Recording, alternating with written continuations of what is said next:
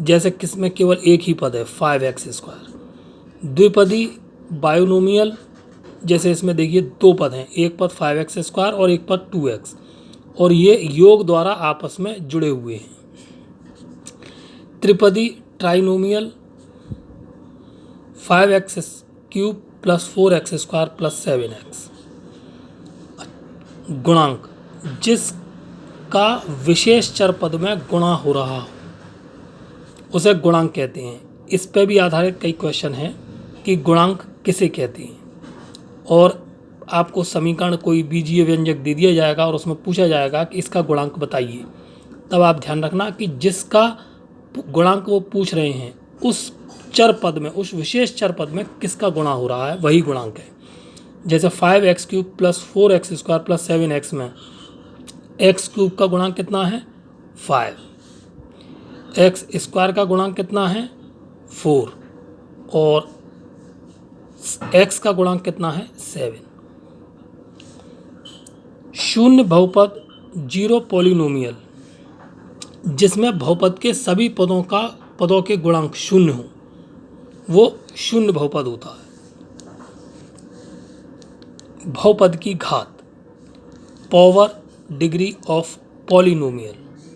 ठीक है, किसी बहुपद में चर यानी वेरिएबल, ये ध्यान रखिएगा कि वेरिएबल की घात पूछी जाती है कि सबसे बड़ी घात को बहुपद की घात कहते हैं।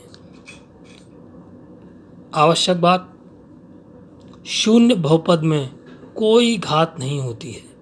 ये कुछ वाक्य ऐसे हैं जिन्हें आप ध्यान से देखें कि शून्य बहुपद जब होगा तो घात आएगी कहाँ से उसमें। अब ये क्वेश्चन के रूप में, कथन के रूप में आपके सामने आ सकते हैं और आपको ये पूछा जा सकता है कि निम्न में से सही सत्य असत्य छांटिए। उस समय आपसे ये दे दिया जाएगा कि शून्य बहुपद में कोई घात होती है अथवा नहीं, तो उसमें आपको सत्य असत्य बताना है।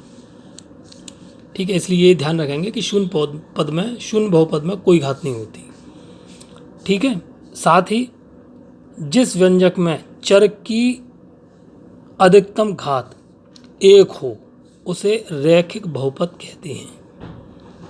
ठीक है, कोई ऐसा व्यंजक जिसमें जो वेरिएबल हैं उनकी पावर या डिग्री केवल 1 हो तो वो रैखिक बहुपद कहलाएगा, एक घाती या रैखिक बहुपद। पुनः बहुपद की विशेषताएं क्या हैं? बहुपद हम किसे मानेंगे? जिसमें पदों की संख्या सीमित हो,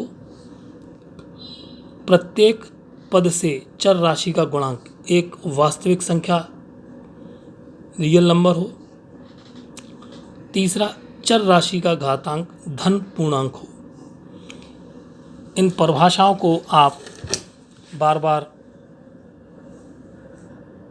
वीडियो सुनकर याद कर लें और समझ लें, क्योंकि ये टर्म अभ्यास में बार बार आपके सामने आएंगे।